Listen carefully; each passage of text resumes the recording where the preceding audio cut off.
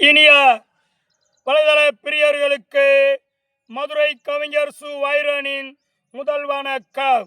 இனி என்னுடைய கருத்துக்களின் தொடக்கம். மதுரை கவிச்சுவையின் 821வது படைப்பு. தலைப்பு: இளைஞர்கள் நோக்கி செல்கிறார்கள் சாவை.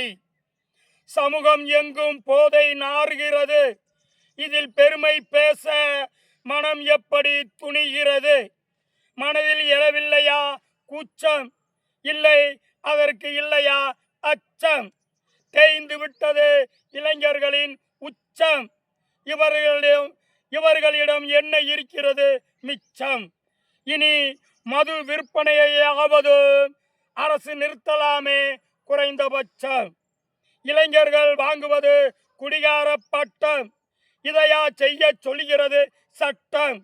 இளைஞர்கள் எப்படி போனாலும் போகட்டும் என்பதுதானே அரசின் திட்டம். தேவையில்லை கல்வி சாலை, இனி இளைஞர்களுக்கு போதும் போதை.